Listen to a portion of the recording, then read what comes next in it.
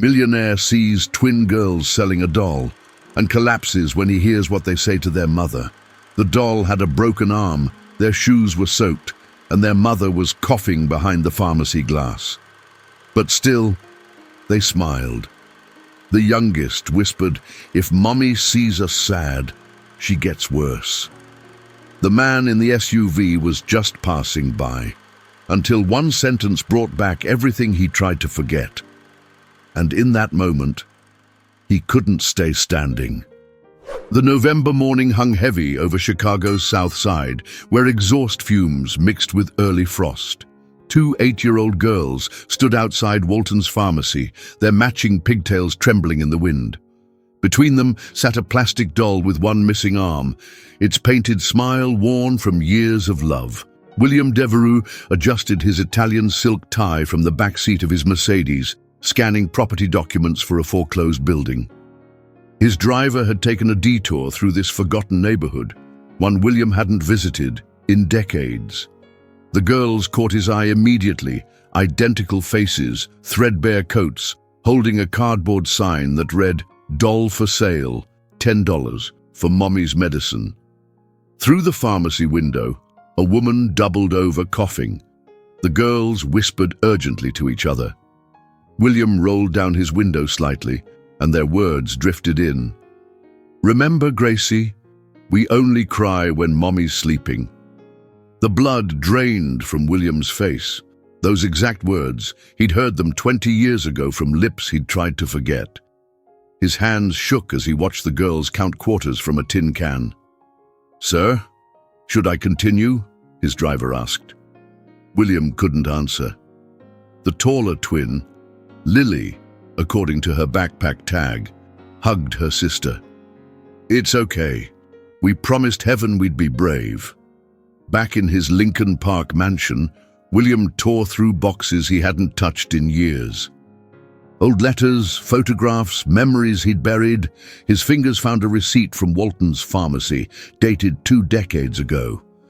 The prescription name made his stomach lurch: Sarah Nichols. That night, William couldn't eat. The caviar and wine sat untouched as he stared at an old photograph. Sarah's shy smile, her hand on her belly. He'd been 24, heir to a real estate empire, when she'd whispered she was pregnant. His stepmother's voice echoed, "Don't let some secretary ruin everything we've built." The pharmacy receipt listed an address on Ashland Avenue. William's fingers traced the faded ink. Tomorrow, he decided. Tomorrow he'd know if those girls were just a coincidence, or if the past he'd abandoned had found him. Outside, Chicago's skyline glittered coldly. For the first time in years, William Devereux felt something crack inside his carefully constructed armor. The tenement building on Ashland Avenue seemed to lean against its neighbors for support. Paint peeled like dead skin, and a rusted fire escape zigzagged down its face. William sat in his car across the street, watching residents shuffle in and out. No security cameras, no doorman, just a world away from his Gold Coast penthouse. There she was. Sarah emerged carrying 2 grocery bags, her face lined with exhaustion. The disease had aged her cruelly, her once luminous skin now pale, her breathing labored. William's chest tightened. This was the woman he'd loved at 24, before his family convinced him she was after his money. A flashback hit him. Sarah in his office, tears streaming. "I'm not asking for anything, Will. Just acknowledge our child." His stepmother bursting in. "She's lying. They always lie." The way Sarah's shoulders had crumpled as security escorted her out. Now, 20 years later, he watched her struggle up 3 flights of stairs. The twins ran ahead, Lily carrying half a sandwich wrapped in napkins. "We can share this for dinner, Mummy." William followed at a distance, noting the broken mailboxes, the flickering hallway lights. Through their apartment door, he glimpsed sparse furniture, children's drawings taped to walls, and that broken doll sitting on a shelf like a queen. He discovered Sarah worked at the Edison Hotel, cleaning rooms for minimum wage. That afternoon, he parked near the service entrance and watched her arrive for her shift, coughing into a handkerchief. When she pulled it away, he saw the blood. Inside the hotel, William approached the manager. "That woman who just came in, Sarah, she seems ill." The manager shrugged. "No health insurance. She works through anything. Got 2 kids to feed." William slipped him $500. "Make sure she gets lighter duties today." That evening, he returned to Ashland Avenue and saw the twins in the courtyard, playing with the doll's remaining arm like a magic wand. Grace pretended to grant wishes while Lily closed her eyes tight. "I wish Mommy would get better." William's throat burned. He remembered Sarah's words from that last day. "You'll regret this, Will. Not because of me, but because you'll never know them." Back home, he pulled out his laptop and searched hospital records. Sarah Nichols, diagnosed with pulmonary fibrosis 2 years ago. Prescribed medications she couldn't afford. Multiple ER visits for respiratory distress. The twins' birth certificates arrived by courier the next morning. Father, unknown, date of birth, exactly 9 months after that terrible day in his office. William stared at their names, Grace and Lily Nichols, and felt the weight of 20 years of denial crushing down. His reflection in the window looked like a stranger, successful, empty, alone. Tomorrow, he decided, tomorrow he'd introduce himself properly. William crafted his lie carefully. He knocked on their door wearing jeans and a faded sweater, holding a clipboard. "Hi, I'm Bill. I'm with the Community Outreach Program, checking on families in the neighborhood." Sarah answered, oxygen cannula in her nose. Recognition flickered in her eyes, then disappeared behind a wall of caution. "We're fine, thank you." "Mom, it's the man from yesterday," Lily appeared, pointing. "He bought lemonade from us." William had purchased their watery lemonade for $20, claiming he'd forgotten his wallet and only had large bills. The girls had tried to give him change. "Is that true?" Sarah's voice carried an edge. "Yes, Mom. Just doing my rounds." William forced himself to meet her gaze. "Your daughters are very polite." Over the next week he became Mr.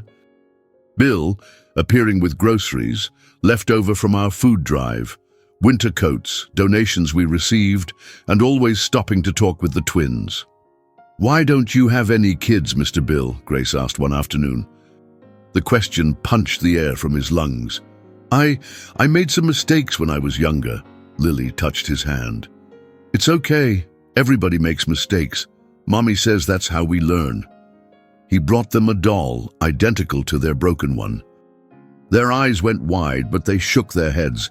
"We can't take it without asking Mom," Grace said solemnly. "She says we don't accept charity." Their integrity shattered him. These were his daughters, he was certain now, raised with the values he'd abandoned for stock options and boardroom politics. That evening, Sarah confronted him. "Why are you really here?" "I told you, I'm with—" "Stop." Her eyes blazed despite her weakness. "I've seen that watch you try to hide. Those shoes cost more than our rent. What do you want?" William opened his mouth, ready to confess everything. Then he saw the twins peeking around the corner, worry creasing their young faces. I just want to help." "We don't need help." Sarah's pride stood tall, even as she struggled for breath, especially not from someone who won't even give his real name. That night, William hired a private investigator. The report confirmed what his heart already knew. Sarah had tried to reach him for months after their daughter was born. His stepmother had paid off the receptionist to block her calls, hide her letters, and eventually orchestrate her termination from the company. The investigator also uncovered Sarah's mother's death, medical malpractice at a private hospital. Sarah had sworn never to trust wealthy institutions again. William sat in his empty mansion, surrounded by meaningless trophies of success. Somewhere across the city, his daughters slept in a cold apartment, dreaming of wishes that might come true. And Sarah, proud, sick Sarah, would rather die than accept his help. His phone buzzed. A text from his lawyer. "William, I've heard you've been visiting Ashland Avenue. Whatever you're thinking, remember, any acknowledgement of paternity opens you to massive liability." William deleted the message. For the first time in 20 years, money was the least of his concerns. The confrontation came on a bitter Tuesday morning. William was showing the twins how to fold paper airplanes when Sarah appeared, still in her hotel uniform. Her eyes locked onto his Patek Philippe watch, the one he'd forgotten to remove. "Girls, go inside." Her voice cut like ice. "But Mom, Mr. Bill was just—" "Now!" They scurried away, throwing worried glances over their shoulders. Sarah waited until the door clicked shut.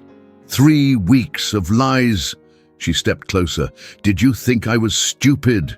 That I wouldn't notice the same man who destroyed my life playing dress-up in my neighborhood?" William's carefully constructed persona crumbled. "Sarah, I don't." She coughed violently, covering her mouth. "Just tell me why. Why now? 20 years of nothing, and suddenly you're Saint Bill? I saw the girls selling their doll. They said something you used to say." Her laugh was bitter. "Which part? We only cry when Mommy's sleeping? I learned that from my mother. Funny how poverty creates its own traditions. I want to help." "Help?" She swayed slightly, gripping the stair rail. "Where was help when I gave birth alone? When I worked 3 jobs with a newborn? When I begged your secretary to let me leave just one message?" William reached for her arm as she stumbled. She jerked away, nearly falling. "I didn't know. My stepmother—" "Stop." Blood spotted her handkerchief. "I don't care about your excuses. Those girls deserve better than your guilt. Stay away from us." That afternoon, William's lawyer arrived at his office uninvited. "We need to talk about your activities." "How did you—" "I make it my business to protect you, William, even from yourself." He slid documents across the desk. "Any admission of paternity makes you liable for 20 years of back support.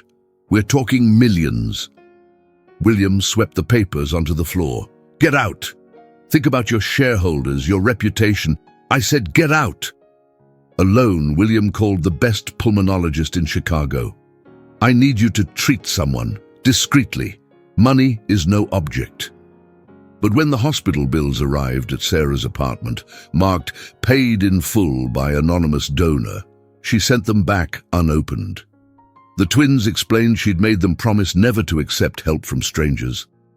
"Mom says depending on rich people killed Grandma," Lily whispered during one of William's visits. "She went to a fancy hospital and they gave her the wrong medicine because they thought poor people didn't matter."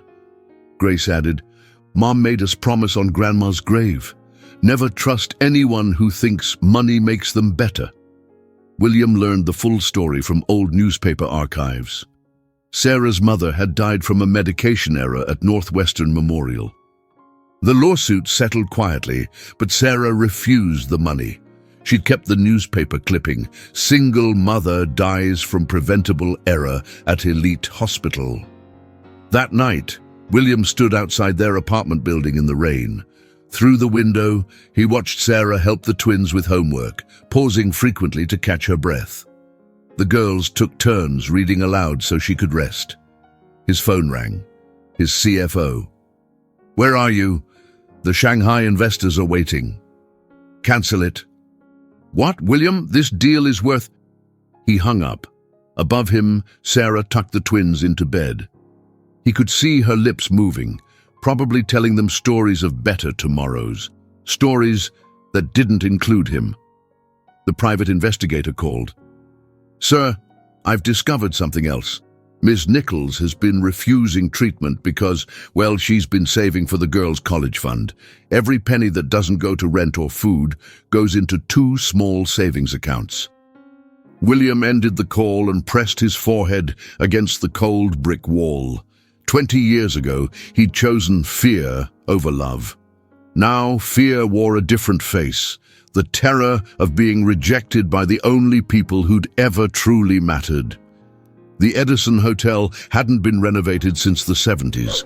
William checked in under a false name, requesting room 314 directly on Sarah's cleaning route. He'd learned her schedule from the manager, who'd grown fond of the woman who worked through pain without complaint. At 3:47 p.m., a knock. Housekeeping. William opened the door. Sarah stood there with her cart, and for a moment, time reversed. She was 22 again, radiant with unspoken dreams. Then she coughed, and reality crashed back. "You!" Her knuckles whitened on the cart handle. "Are you stalking me now?" "I'm staying here.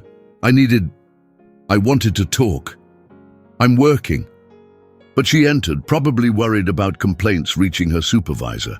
As she changed the bed sheets, William watched her measured movements, each one designed to conserve energy. "I'm sorry," he said quietly. She continued working. "For which part? Making me fall in love? Abandoning us? Or pretending to befriend my daughters?" "All of it. Everything. I was young and stupid and scared."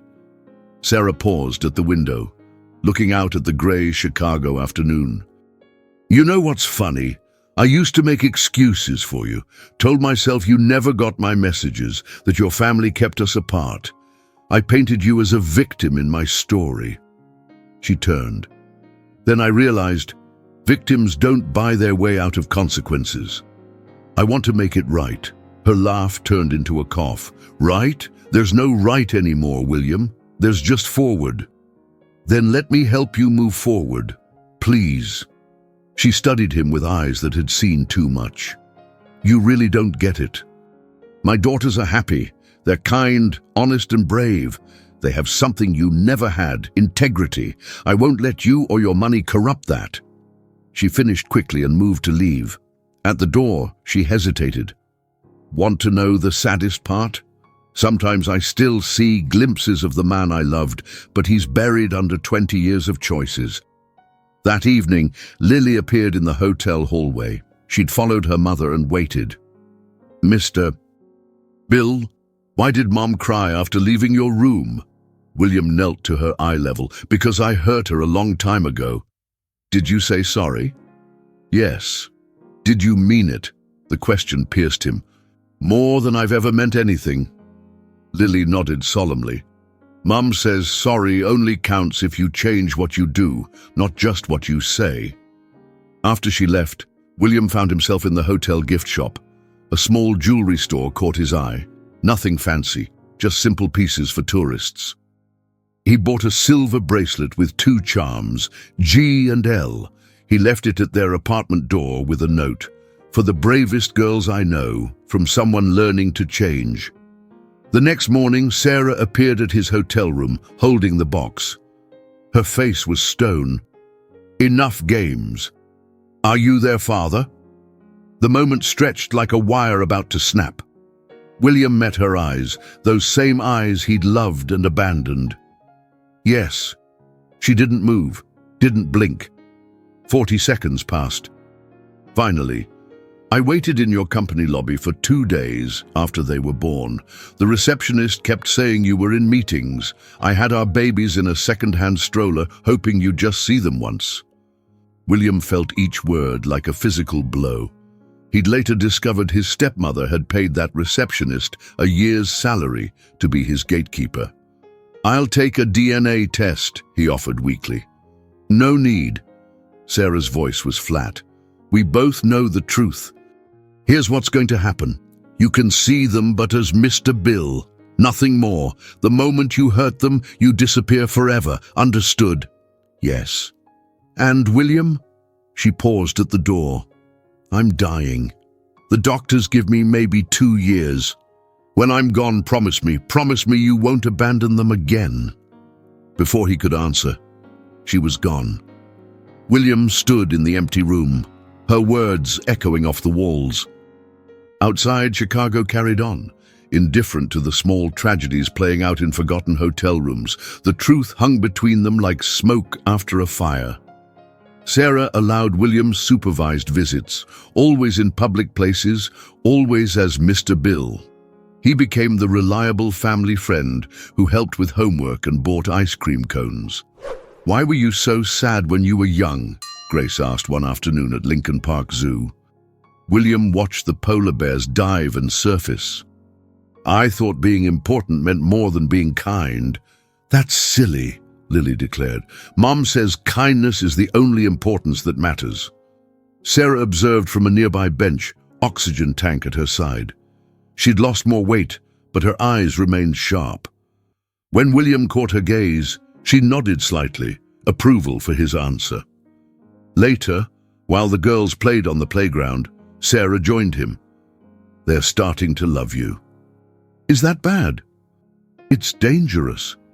Love means loss, and they've already lost so much." "They haven't lost you yet," she smiled sadly. "Yet." A coughing fit seized her. When it passed, she wiped her mouth carefully. "I need to tell you something about why I never tried harder to find you." "You don't have to." "I do." She watched their daughters swing higher and higher. "After your stepmother had me fired, I was blacklisted. Couldn't get references, couldn't get hired anywhere decent. I was 8 months pregnant, living in my car. I decided then, if you could let that happen, you weren't worth finding." The words cut deep, but William didn't flinch. He deserved every syllable. "But lately," she continued, "watching you with them, I wonder if I was wrong, if I should have fought harder. You did everything right. I'm the one who failed." 2 weeks later, Lily spiked a fever. At the ER, Sarah was too weak to carry her. William stepped forward, scooping up his daughter. The triage nurse looked at them, sick mother, worried father, twin sisters, and made assumptions. "Dad, you can bring her back. Mom, you wait here." Sarah started to correct her, then stopped. Grace grabbed William's hand. "Take care of my sister, okay?" In the examination room, Lily's fever made her delirious. She called him Daddy twice. Each time felt like absolution and condemnation combined. The doctor prescribed antibiotics. "Just a minor infection. She'll be fine." "You have strong girls, Mr. Devereux," William said quietly. It was the first time he'd used his real name in their presence. Sarah heard it as they exited. Something shifted in her expression, not anger but recognition, as if pieces were finally clicking into place. In the taxi home, she did something unexpected. She reached across the space between them and took his hand. 20 years dissolved in that touch, all the anger, hurt, and regret condensing into a simple connection. "I'm tired of being angry," she whispered. The girls had fallen asleep against each other. William squeezed Sarah's hand. "I'm tired of being afraid." "What happens when I'm gone?" "You're not going anywhere." "William." His real name on her lips felt like coming home. "What happens when I'm gone?" He looked at their sleeping daughters. His daughters. "I'll be here. I promise." Sarah nodded, then rested her head on his shoulder. For 10 minutes, they were just a family heading home. The taxi driver smiled in the rearview mirror, unaware he was witnessing a 20-year journey reaching its destination. The biopsy results arrived on a Wednesday. Sarah's doctor was young, kind, and direct. "The fibrosis is accelerating. There's a surgical option, but what?" William had insisted on attending the appointment. "The risks are significant, 30% chance of complications. Without it, maybe 18 months. With it, if successful, possibly 5 years or more." Sarah sat quietly, hands folded. The twins were at school, unaware their world balanced on a knife's edge. "Do it," William said. "It's not your choice," Sarah replied softly. In the hospital cafeteria afterward, she stirred her coffee endlessly. "If I die in surgery, they lose me all at once. If I don't, they watch me fade slowly. Or you live, see them graduate, meet their children." Always the optimist. but she smiled. All right, schedule it. The night before surgery, Sarah wrote letters, one for the girls, one for William. Only open these if I don't make it, she instructed, sealing them with borrowed tape. Don't talk like that. Someone has to. She touched his face, the first intimate gesture in 20 years. You've changed. The boy I knew would have hired doctors and disappeared. The man you've become. He stays. I'm not going anywhere. I know. That's why I'm trusting you with them. Surgery day. William brought the twins to his apartment, their first overnight stay. They explored cautiously, overwhelmed by space and luxury. Why does Mr. Bill have such a big house? Grace wondered. Maybe he gets lonely, Lily answered, arranging their stuffed animals on the guest bed. At 3 a.m., Lily crawled into William's bed. I'm scared. Me too, sweetheart. Will Mommy come back? William pulled her close. Your mum's the strongest person I know. Stronger than you. Much stronger. At dawn, they made pancakes. Grace insisted on chocolate chips arranged in smiley faces. So Mom will have happy thoughts, she explained. The surgery stretched from 6 hours to 8. Complications with scar tissue. William paced the waiting room while the girls colored pictures for their mother's recovery. Finally, the surgeon emerged. She made it, but barely. The next 48 hours are critical. In ICU, tubes and machines surrounded Sarah. The twins weren't allowed in yet. William sat beside her, holding her hand. Don't you dare leave them, he whispered. Don't you dare leave me. 2 days passed in a blur of coffee and whispered prayers. On the third day, Sarah's eyes fluttered open. Her first word, raspy and weak. Girls? They're fine. Making you presents. Her eyes focused on him. You stayed. I promised. No, you stayed. Through all of it, the waiting, the fear, you stayed. William kissed her forehead. I'm done running. Recovery was slow. William moved them to a rehabilitation facility, the best in Chicago. Sarah protested the cost until he showed her the paperwork. He'd established trusts for the girls' education, ensuring their future regardless of what happened. This isn't about guilt anymore, he explained. It's about love. 6 weeks later, Sarah took her first unassisted walk. The twins cheered like she'd won Olympic gold. William recorded it on his phone, not for social media or posterity, but because he'd learned that ordinary moments were the real treasures. Daddy! Lily called out, then froze. It was the first time she'd used the word while Sarah was present. Sarah looked at William, then at their daughters. I think it's time we told them the truth. That evening they sat the girls down. Sarah held their hands. Remember how you asked why Mr. Bill cares so much about us? 2 pairs of eyes waited. He's your father, your dad. Silence. Then Grace whispered, For real? William nodded, unable to speak. Lily looked at Sarah. Are you mad at him? I was, for a long time. But people change. Love changes them. Grace studied William. So you're our dad who went away but came back? Yes. And I'm never leaving again. Both girls launched themselves at him. Sarah watched with tears streaming. Later, she showed him a photo from her wallet, the only picture she had of him from 20 years ago. I kept it, she admitted, told myself it was for them, so they'd know your face, but really, I never stopped hoping you'd find us. William compared the photo to his reflection in the window. I'm sorry I took so long. You're here now. That's what matters. The morning sun caught the stained glass of their brownstone window. William had traded his Gold Coast penthouse for this modest home in Sarah's neighborhood. The twins' artwork covered the refrigerator, and their bicycles leaned against the front porch. Dad, we're gonna be late, Grace called from upstairs. The word still made William's heart skip. He adjusted his volunteer badge, Lincoln Elementary math tutor, and grabbed his keys. Your mom's not ready yet. She's doing her breathing treatment, Lily explained, braiding her sister's hair. Sarah descended slowly, portable oxygen hidden in a designer backpack William had customized. The surgery had bought time, but her lungs remained fragile. She worked part-time now, consulting for a hotel workers' union, using her experience to help others. "Looking good, Mrs. Devereux," William teased. She swatted his arm. "Still not married, Mr. Bill." They'd discussed it. Sarah wanted to wait, not from uncertainty, but from wisdom.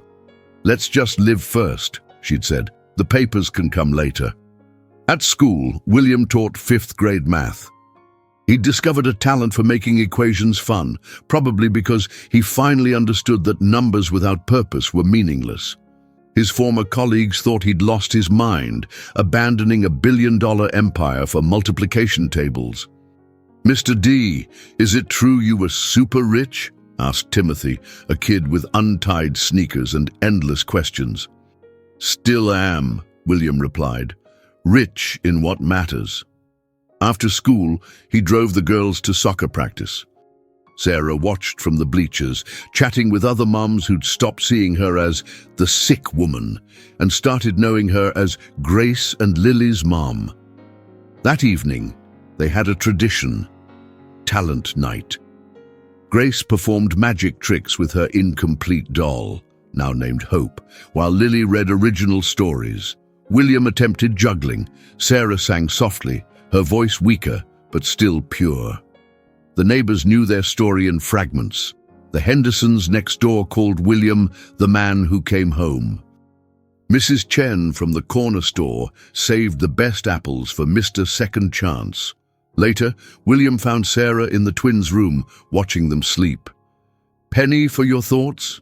Just memorizing every detail, the way Grace kicks off her covers, how Lily hugs that doll. "Hey!" He wrapped his arms around her waist. "We've got time." "Do we?" She leaned into him. "Sometimes I feel like I'm living on borrowed moments." "Then let's borrow more."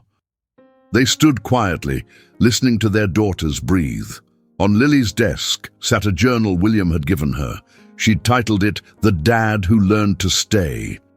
"Read her latest entry," Sarah whispered. William picked up the notebook. In careful cursive, Lily had written, "Today, Dad taught us about compound interest. He said love works the same way. It grows bigger when you invest it right. I think he finally figured out the math." William's eyes burned. Sarah squeezed his hand. "Oh," she remembered, "the school called. They want you to speak at Career Day." "About what? How to lose everything important and spend 20 years finding it again?" "About second chances. About how success isn't what you have, but what you give." That weekend, they planted a garden. The girls insisted on sunflowers, because they always face the light, Grace explained. William dug holes while Sarah supervised from a lawn chair, oxygen tube discreetly tucked behind her ear. "You missed a spot," she called out. "Backseat gardening? Someone has to keep you humble." Lily ran over with a watering can. "Mom, tell the story again, about how you met Dad." Sarah smiled. "Well, I was young and foolish." "Hey!" William protested. "And he was young and more foolish." The girls giggled. They'd heard variations of the story, each version lighter than the last. The pain hadn't disappeared, but it had transformed into something useful, a reminder of how far they'd come. That night, William found Sarah on the porch swing, wrapped in a quilt. "Can't sleep?" "Just thinking about your career day speech." "Any advice?" She patted the space beside her. "Tell them the truth, that you can gain the whole world and lose your soul. That money can buy everything except time. That love isn't just a feeling, it's a choice you make every day." "Sounds like you should give the speech." "No." She rested her head on his shoulder. "You should.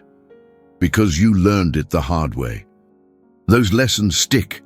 Above them, stars peeked through Chicago's light pollution.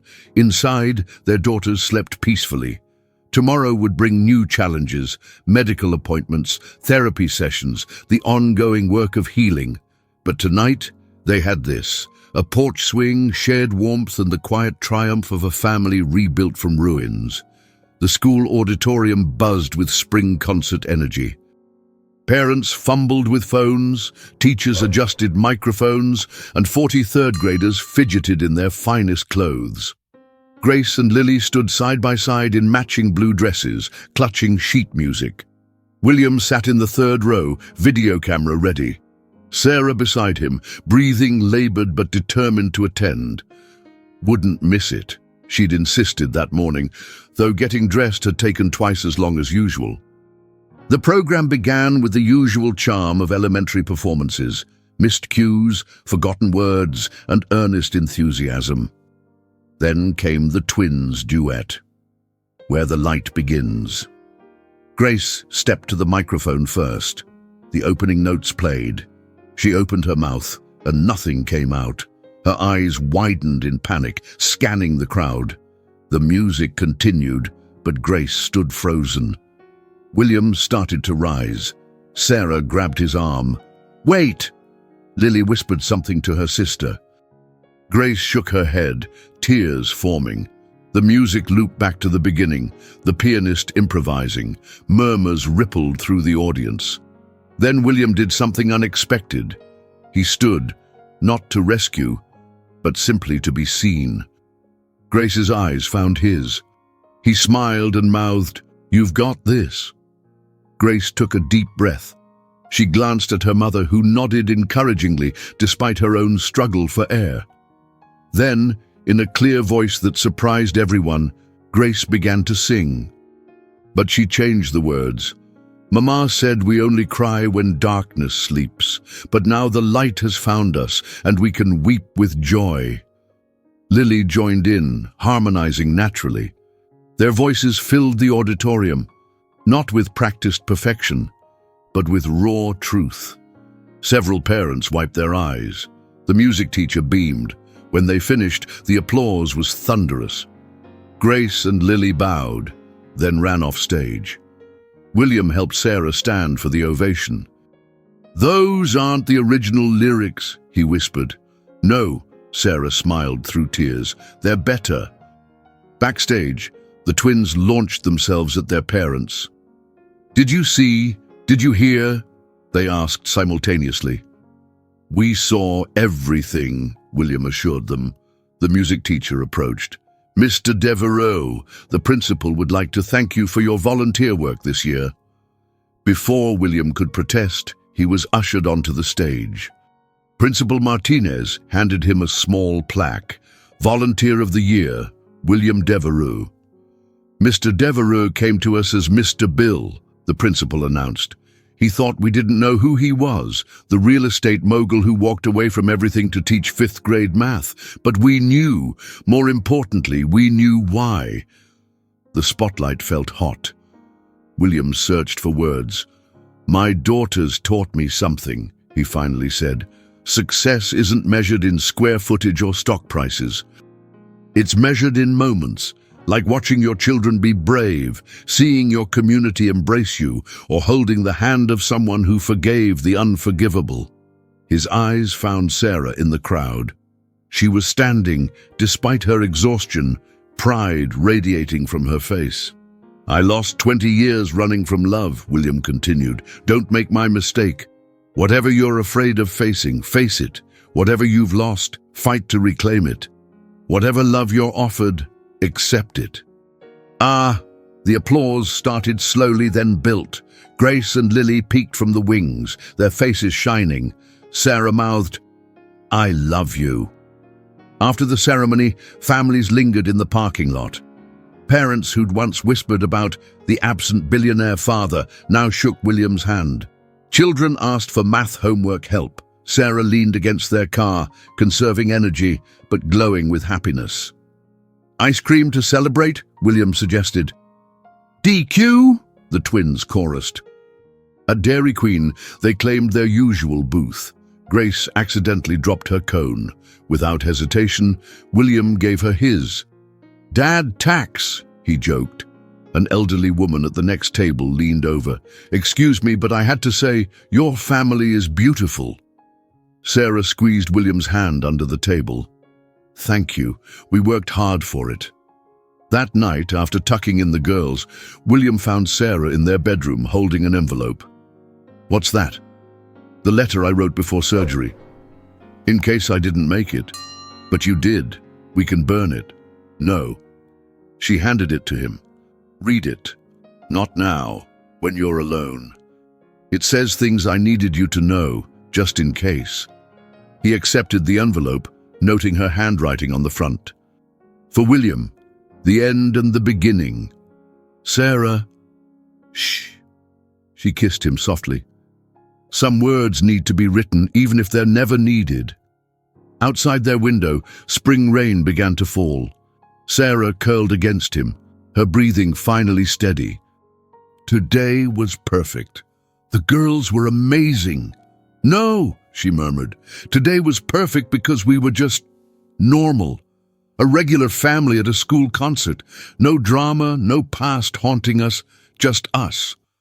William held her closer, the envelope resting on his nightstand. Whatever words it contained could wait. Tonight they had this, the quiet miracle of ordinary happiness. 2 years passed like pages in Lily's journal, filled with small victories and treasured moments. Sarah's conditions stabilized, defying medical predictions. Stubborn love, she called it. Too much unfinished business to leave yet. William had transformed their basement into an art studio. Grace's paintings lined one wall, bold abstracts that captured emotion in color. Lily's corner overflowed with notebooks, her stories growing more complex and beautiful. On a crisp October morning, William decided to surprise the girls. While they slept, he carefully placed a restored doll on their dresser, not just repaired, but reimagined. He'd spent months working with an artist to transform their broken toy into something extraordinary. The missing arm had been replaced with one made of golden thread, visible mending that celebrated rather than hid the damage. A note accompanied it. "You sold this for love. Now it returns to remind you what's broken can become beautiful." The girl's reaction exceeded his hopes. They traced the golden stitches with reverent fingers. "It's like us," Grace observed. "Fixed but different." "Better," Lily added, "because the broken parts show how strong we became." Sarah appeared in the doorway. Her oxygen pack smaller now, her color improved. She read the room instantly, the joy, the symbolism, the healing made visible. "Girls, get dressed. Daddy and I need coffee dates with you." At their neighborhood cafe, hot chocolate steaming, Sarah produced a small box. "We've been thinking about the future." Inside lay 2 delicate necklaces, each with half of a heart. "When you were born," Sarah explained, "I bought 1 heart charm. Couldn't afford 2. I kept it all these years, waiting for the right moment." William had taken the original charm to a jeweler who split it perfectly and created matching chains. "Now you each carry half," he said, "but together." The girls connected the pieces. "They make a whole heart." "Like our family," Sarah finished. That afternoon, they visited the cemetery where Sarah's mother rested. The girls placed flowers while William hung back respectfully. Sarah touched the headstone. "Mom, he came back. They know their father. You were wrong about all rich people being heartless." "What did Grandma think about rich people?" Grace asked. "She thought money corrupted everything it touched," Sarah admitted. "But your dad proved that wrong. He showed me that money's just a tool. It's the heart using it that matters." As they walked home through Lincoln Park, they passed the bench where William first watched them feed ducks before revealing his identity. So much had changed, yet the essentials remained: love, trust, family. That evening, the twins performed a play they'd written, The Princess Who Found Her Voice. William recognized elements of their story woven throughout: abandonment, reunion, forgiveness. After bedtime, he finally opened Sarah's letter from 2 years ago. Her words blurred through tears. My dearest William, if you're reading this, I'm gone, but you're still here, which means our girls are safe. That's all I ever wanted. Thank you for finding us. Thank you for staying. Thank you for proving that people can change, that love can resurrect what pride destroyed. Tell them about me, not just the sick years, but the young woman who loved you fiercely. Tell them how we danced at that company party, how you called me your secret treasure. And tell them I never stopped believing you'd return. Most importantly, don't let guilt chain you to the past. You're their future now. Lead them toward light, laughter, and endless possibility. Forever yours, Sarah. William found her on their porch swing, wrapped in the quilt they'd shared 1,000 times. You read it, she said, seeing his red eyes. You're still here. Thanks to you. But William, everything in that letter remains true. When my time comes, not tonight. He sat beside her. Tonight, we plan Grace's birthday party and debate whether Lily needs glasses. She laughed, a sound worth every sacrifice he'd made. Okay, but promise me. I promise. When that day comes, I'll remember your words. But Sarah? He tilted her face toward his. That day isn't today, or tomorrow, or anytime soon. They swung gently, Chicago's skyline glittering in the distance. Inside, their daughters slept peacefully, the restored doll standing guard.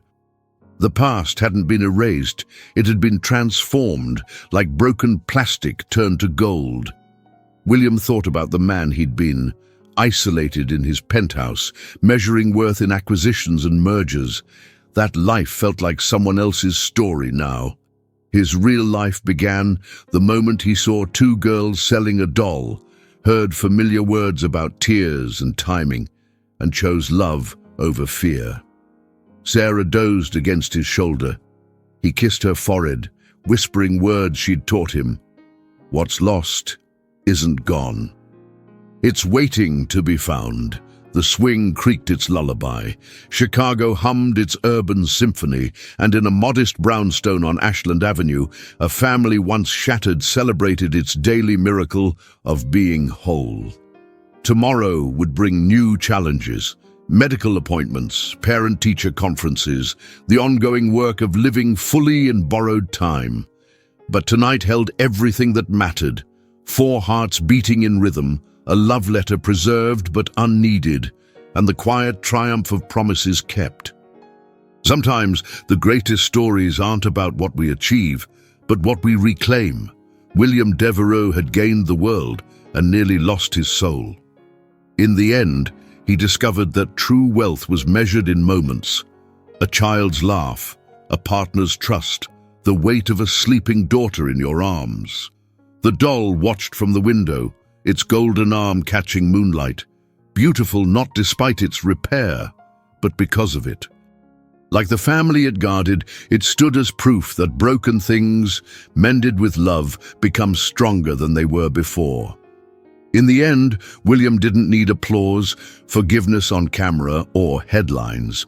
He needed a quiet seat at the table, and the courage to stay when it mattered most. This story reminds us that sometimes the past doesn't need to be erased. It needs to be faced, held, and healed in silence.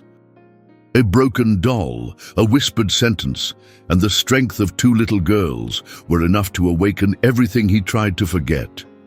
Redemption is not in grand gestures, but in the small, consistent ones that come from love. What about you? What is something you've been carrying that only love, not pride, can fix? And what did you feel watching this story? If you haven't yet, make sure to subscribe to the channel, turn on the notification bell so you don't miss the next story. Leave a like and tell us in the comments what country or city you're watching from. That helps us create even more meaningful stories. And don't forget, click the final card on the screen to watch the next video. Thank you so much for being here.